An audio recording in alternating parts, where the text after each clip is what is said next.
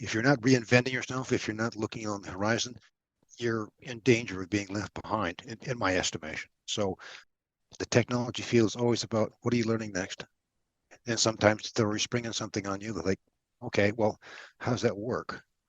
And it's curious that you see a lot of the old rules show up in new products. Welcome to GMP, the Great, Glorious, and Glamorous, aka the Going North Podcast, where authors from around the world help you realize that success is tangible. You'll leave with at least one new piece of inspiration or information to help you keep going north. Now let's get on with the show.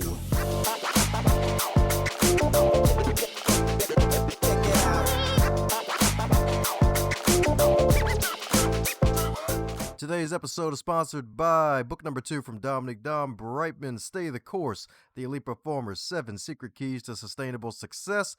It is the field guide to help unleash the elite performer that is inside of you. Cop it today on Amazon.com or heading over to DomBrightmon.com and snag it in book, ebook, and audiobook, so that way you can take it on the go and get yourself on the go to your northbound success. And today on the Highlight Reel Builder for Authors, known as GMP, the Great, Glorious, and Glamorous, is the Going North podcast. And we got another super special, awesome human for you today, courtesy of my good buddy, Mr. Eminem himself, Mr. Mickey Mickelson, indeed, baby, all the way from the great state of Texas now, indeed. That's right, indeed. Used to be Canadian, but hey, he got that Texas there and was like, all right, I ain't never going back. US of A for me, baby. And he's got me one heck of a super special guest for it today, because today's guest is one half of a dynamic duo. And today's half is a 25 plus year technology expert in security, networking, voice, and anything digital. He enjoys writing, studying World War II history, as well as travel and cultural exchanges. And he's also a fan of wine tastings, wine making, Harley riding, cooking extravaganzas, and woodworking. So that's right, indeed. Let's give it up for the CB himself. And we're not talking about the quarterback, but we're talking about the one and only Charles Breakfield. How you doing today, Charles? Dom, that was probably the best, most energetic and introduction I have heard in all day. Okay, how about that? Must have been a long day then. I talked to a lot of folks. Yeah, that's right. You know, I'm being facetious. No, that was very spirited. Thank you. Much appreciated.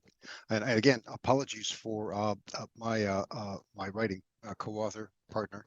She is in Denver at this point, doing book signings and hobnobbing with the folks up there and having a great time. She just sent through a text saying, wish I'd sent more books in. So fun exercise. Nice. Woohoo! So talking about indeed. That's right. Knocking about. That's right, indeed. They're buying the skyscrapers, y'all. That's right. That's right, indeed. Turning them towers into foundations, metaphorically speaking. That's right, indeed. That's right, indeed. But hey, as with all towers, they take time. And my goodness, you and your partner, my goodness, got a whole bunch of books, a whole village, as we were joking around earlier before I pressed the record button. But before we even get into the books, like what got you started into wanting to write books? Like what got you inspired with that, my man?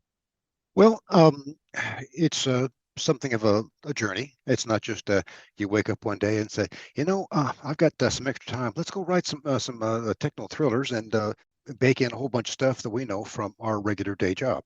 So we were actually writing technical manuals for a publisher. And if you want to talk about something really unsatisfying, because as soon as you're finished with a technical manual, you have to start writing the second edition because it's already out of date. Yeah. So I got frustrated. I picked up my marbles, stomped off, and said, "I ain't doing this no more." And within our regular day jobs, there was a lot of outbound consulting work that we were tasked to do. Our company would do it for other companies, from the manufacturer level, and when we were at Nortel, and we got used to writing and delivering solution papers. And it was very easily deduced that if it was a story rather than just a tech manual, it would be consumed much better. So she came back at me after a couple of months of me, in a snit, and said, "Here, new deal. Let's do fiction. Bake in the technical facts that we know are true, and make it more storytelling." And I said, "Well, oh, tell me more." And she goes, "Okay, all right." And she played the card that I couldn't resist. She goes, "And we can kill people and won't go to jail." So the whacking of the bad guys was like, this has possibilities. I know a whole lot of bad guys that I worked for several of them. People that I bumped into and they really tick you off. You know those kind. Anyway, they make great villains that don't make it out of the book. So, it becomes its own art form. We actually, when we started packaging it up, we couldn't get anybody to say, so here we have this book. It's a techno thriller, and they go, "What's that?" And some of the contest entries wouldn't have a suitable entry, and we protested it, and so we started seeing more and more contest entries where they said we have a techno thriller category and a lot of people started camping onto it like, well, yeah, my book qualifies for that too. AG Riddle, you know Dan Brown, a few of some really good folks that also qualify in that particular area because we compare very favorably to them. So it was important to be able to help, I don't know, help craft their thinking is probably the best way to, polite way to put it. Here's a category that was going unnoticed, and so it helped to define the competition better, we believe. And we've won several competitions where our books were like they hit it right on the head. They liked it. They liked the characterization. They liked the story threads. They like the fact that the books are written. We have 12 in the full series. They're rather large books, but they're all written so they can be read individually. So if I only get you for one book, you'll enjoy it. You won't have to say, "Oh, geez, what is this guy talking about?" Wait, I have to go back to the first one to be able to read all of it. I just want to read about this crazed madman that wants to re-architect the human genome to be able to live for 1,000 years, and he'll stop at nothing to be able to do that. Or a mathematical genius, femme fatale, and her ambition is to be able to predict the future and have all of us work for her. So, those are the kind of things that we bake into the story threads. And we do have a core group of folks called the R group, and they go from, you know, they mature, they grow, they evolve throughout the series, but each one is a snippet out of that journey. Ah, that's what I'm talking about indeed. It's smart thinking too, making the book solo like that. So that way if folks can if they enjoy the first one or they go out of order, they can always pick up other books and then continue those stories too.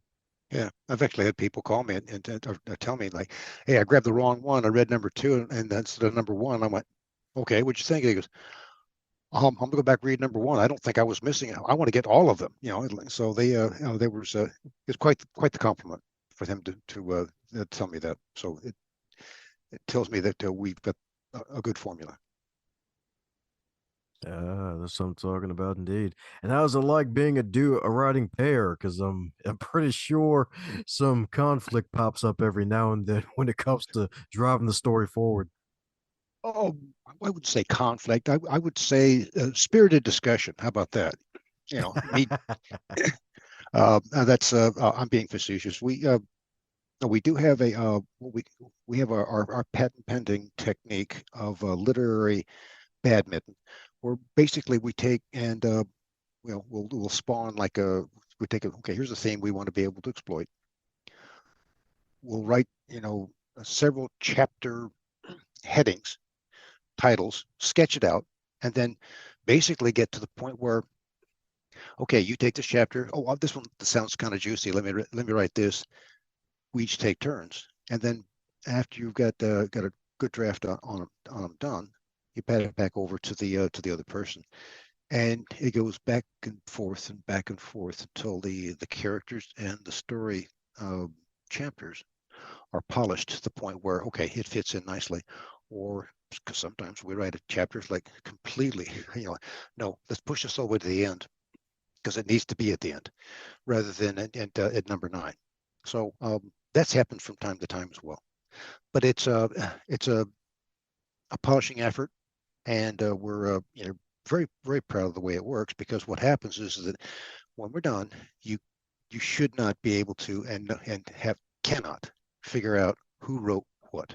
It has to be looked like it was written by one person, and I can prove that to you because our editor, my wife, says will come in from time to time and say, "Who wrote this chapter?" And I go, "Yes."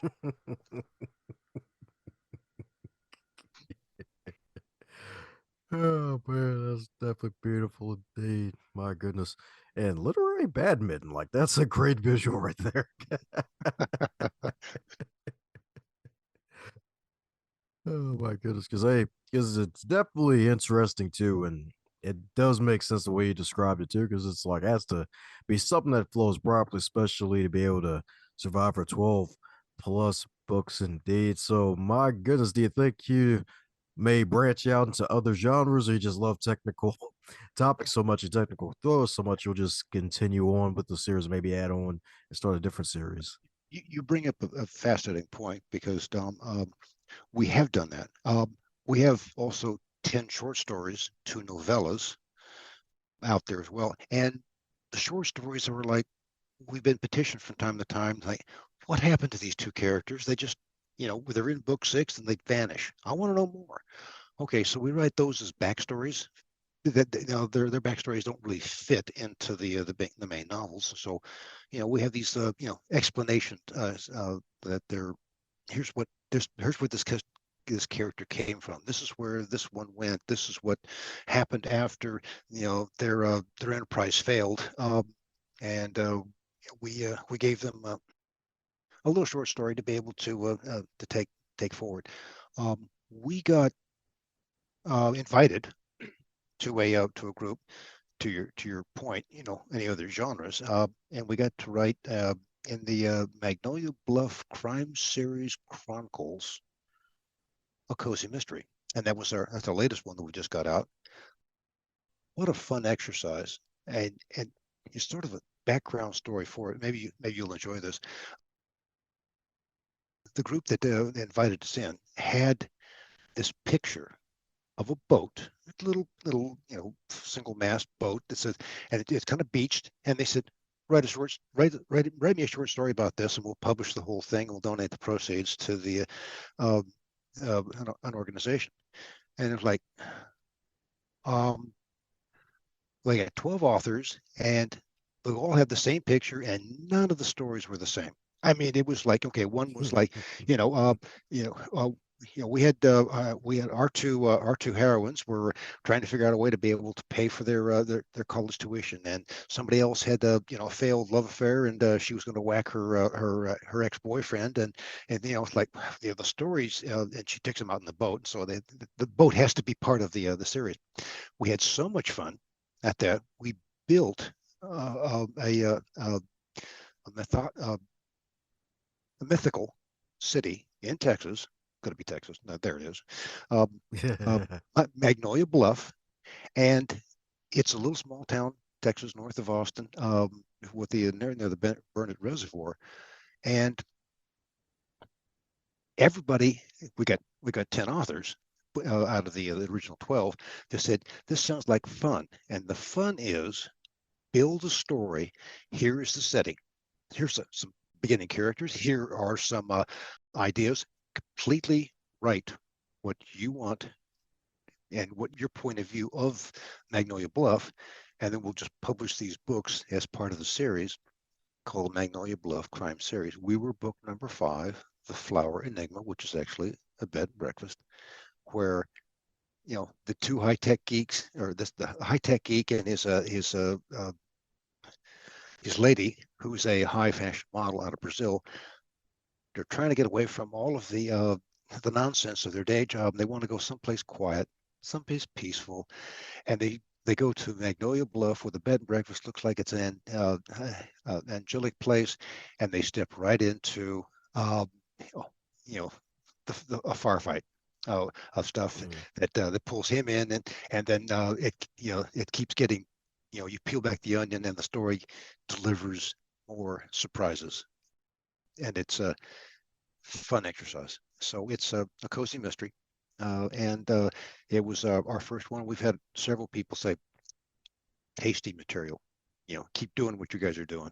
Keep trying. Keep expanding, because you're on the right track." Nice. That's what I'm talking about. Always feels good to be on the right track. Indeed. It's right indeed. It's right indeed. So my goodness, so what are you excited about for the future with all this wonderful goods out there via the books get inside people's brains for entertainment? Our next endeavor, since you asked, is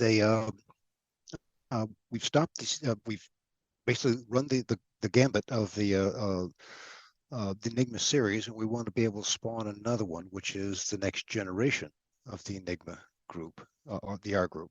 And the first one that we should have out first part of 2023 will be the Enigma Razor, um, Tracer. Sorry, the Enigma Tracer, and it's got some twists and turns and some surprises, and you know, again, all of our books are written with the technology in the background. The problem is what's going on, but it's the storytelling that really is the we believe is the important piece. So you always need a problem to be able to solve. You have the conflict with the bad guys, and it's a good guys versus cyber bad guys, and our cyber good guys are always behind, because the cyber trash is always ahead, because all they need is one mistake.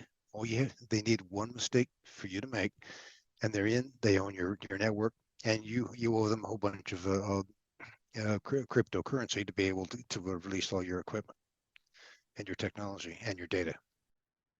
So we pitch those pretty hard. I've had some people say, "Is this going to be too technical for me?"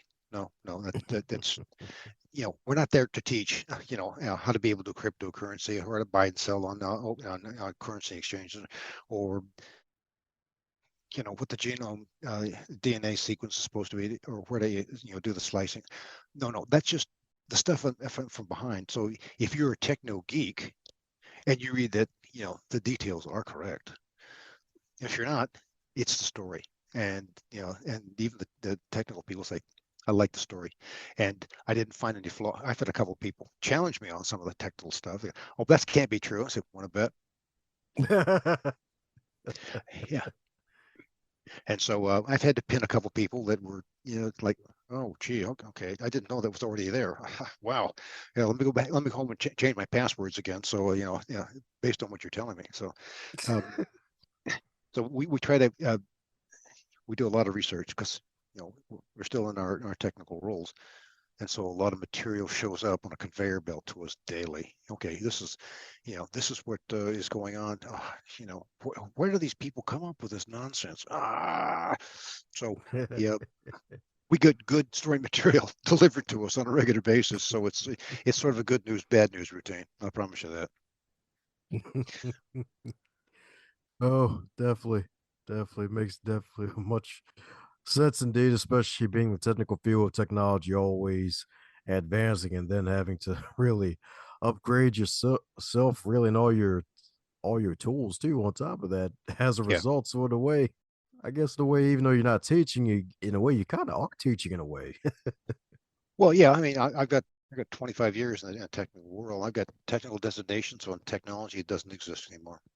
So it's if you're not reinventing yourself, if you're not looking on the horizon, you're in danger of being left behind, in my estimation. So the technology field is always about, what are you learning next?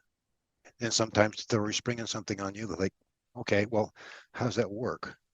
And it's curious that you see a lot of the old rules show up in new products.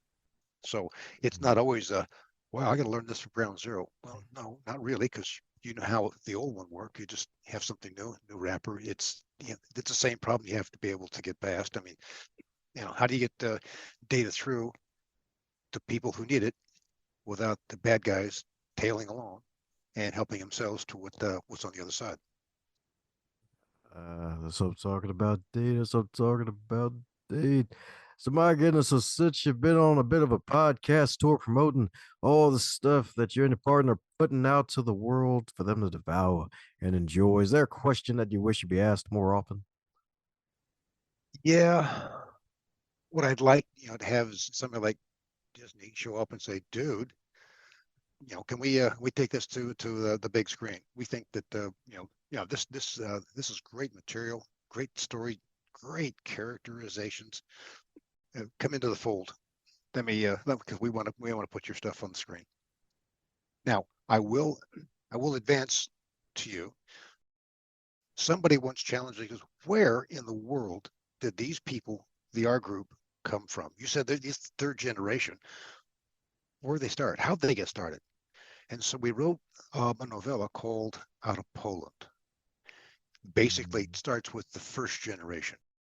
And the first generation begins with the invasion of the Germans into Poland in 1939. And so we postulate the three patriots conspire to steal the Enigma machine from the Germans and get it to the Allies, who wanted desperately to figure out what the battle plans are, the communications, information between the headquarters and the people in the field. And it's all about that struggle to get the Enigma machine. For somebody who's not familiar with the Enigma machine, it was the encryption device that's basically everything that we're working on currently is based off of. The encryption of communications so that they can't be looked at or read by anybody else except the intended individual. So this was a very important step for into the computer age, if you will. And so because you can imagine they had a strife, that they were successful, and they imparted to their offspring and the next generation and the third generation. This is what is important. It's to fight tyranny. It's to fight the usurping of other people's rights just because you have a little bit of power. That is what the R group is all about, and they are information brokers, and they are the cyber good guys you want on your side to be able to fight when you're pinned. That's what I'm talking about, indeed. So you're that right, folks. Find the techie who's a good guy. That's right, indeed. Pair up with them. Get all that expertise. That's right, indeed. Call on Charles. That's right. That's right, indeed. That's right, indeed. Gotta have that technical wisdom in your corner. That's right, indeed. That's right, especially if it's a big corner, indeed. So my goodness, this whole series is basically going to be coming to an end, and then the next generation is approaching. So for those who need to pick up copies of the original series, I always like to ask folks a fun question. So if it was a food, the series, what would it be and why? That's a good question. We're getting invited to write with other authors and other series, and so it's the fun attribute. It's the let's go see if we can do it. you know push the envelope a little farther. I mean, challenge yourself. And I think that's part of your theme, Dom, to what are you just comfortable, are you coasting, or are you pushing the little gray cells just a little farther? Have you tried one more time? Is it Was that the best you could do? Can you do better? Um, my dad once, my dad used to always say, I'll just put it like this: Yeah. you're never in competition with anybody but yourself. Can you do it better than you did last time? Can you do it faster? Can you do it smarter? You know, you're the one that you're competing against, nobody else. And that's how we feel. That's what I'm talking about, indeed. That's right, indeed. So my goodness, so if the Enigma series, if the series was a food, what would it be and why? I guess it'd be the good green leafy vegetables and the not the French fries. Okay, so gotta eat what's good for you. Okay, well, the tasty stuff, but there's a price to pay for the tasty stuff. So um, be careful, what you consume, because it has a way of helping you or betraying you. There you go. That's right, it's the green stuff, indeed. That means the vegans will love it. Point taken.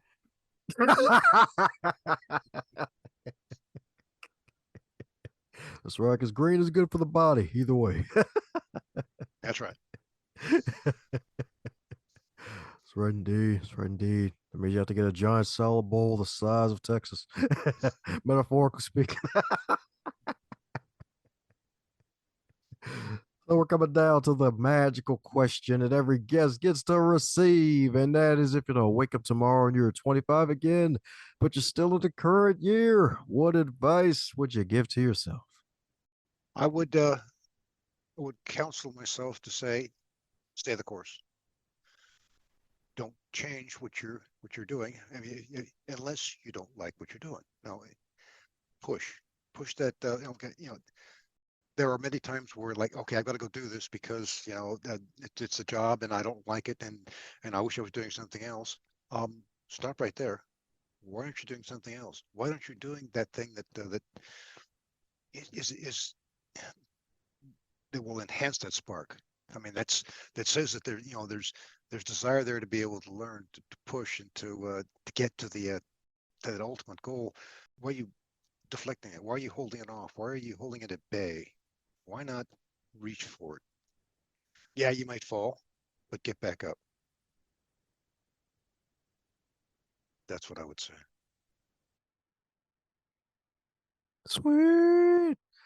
Rock solid advice, baby. That's right indeed. That's right. If you like what you're doing, stay the course. Indeed. That's right indeed. That's right indeed. So that means if man's enjoying what he's doing, that's a good sign.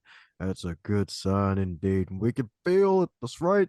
That's right indeed. It's always good when a passionate person pops on and lets you know, hey, passionate about this and they're darn good at it indeed. Especially when they get other folks to win awards because of the stuff they created. That's right, indeed. That's right, indeed. So, for those who need to keep in contact with you and keep up with your journey and be on the lookout for all your future books, because I'm pretty sure you got tons more cooking in the metaphorical kitchen, what's the best way for folks to do so? I would recommend you go to our website. It's enigmaseries.com, and that's spelled ENIGMASERIES.com. And you get up our mailing list. We've got free stuff there for the in our in our attempt to be able to give back to the community. There are some free downloads, advice on how to be able to keep yourself secure on the internet using passphrases rather than passwords, security tips and tricks, even a couple of little short stories that are out there that are really, really short, quick reads, 10, 12 minutes, that kind of thing. And a list of places that we're going to show up. And so, if you get a chance to come by and, shake hands and say howdy at us, that's great. My co-authors in Denver this weekend, today and tomorrow. And so there's an opportunity there for people to go by and see and chat with her as well. Oh, and Dom, thanks for allowing me to have her proxy for and not being able to be on the show. She sends her regrets to the to your listeners, but it was unavoidable. So hopefully you found my comments useful and amusing. I got you laughing a couple times, and that's always to me that's always a great thing. Heck yeah. That's right, indeed. But hey, that's part of the game. It's part of the game. That just means more screen time for you. It all works out. Well, one of these days, what you might do is, think, hey, I need somebody to get placed in here, invite her instead of me. So we can always look at the that opportunity as well. Woohoo! That's right, indeed. That's right, indeed. So you heard it, folks. Right there. Head over to the wonderful enigmaseries.com. We're going to put a link to that in the show notes, indeed. And be sure to cop some copies of the magical books. That's right, indeed. Add it to your library, expand your mind, and check out those security tips to stay safe online as well, because you're going to need it now more than ever. The way the internet works nowadays, Yeah. because folks are getting more smarter and stupid at the same time.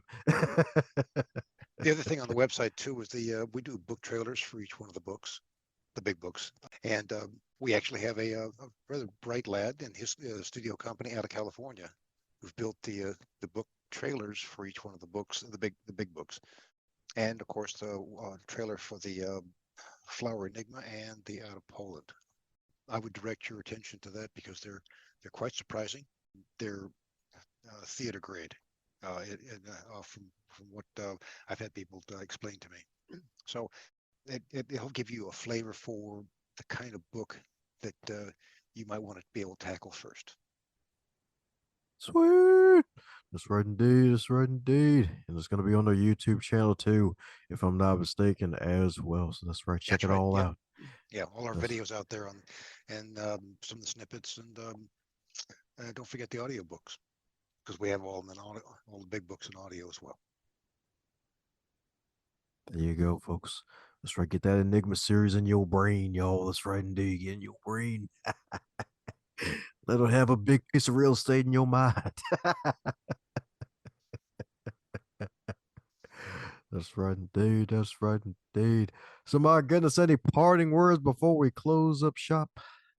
Dom, I genuinely appreciate the time to be able to be on your podcast and to chat with you, and hopefully we've inspired some people to take a look at some of the things that are possible in the digital world if they're not aware of it, or make them more sensitive to their security attributes. Our first book starts off with identity theft, and I've talked to at least two or three people that have like they're just crushed because they've been victims. But again, thank you for inviting us on the show, and very kind of you to have us for the 45 minutes. Much appreciated, sir. Thanks a bunch for gifting us with your time and your ears to this podcast. If you want to make yourself even more super special awesome, like, subscribe, and share this with somebody that you care about and spread the word so that way we can get this show out to as many people as possible and encourage them and inspire them to one day become published authors of their own and join the business of immortality. Advance others to advance yourself.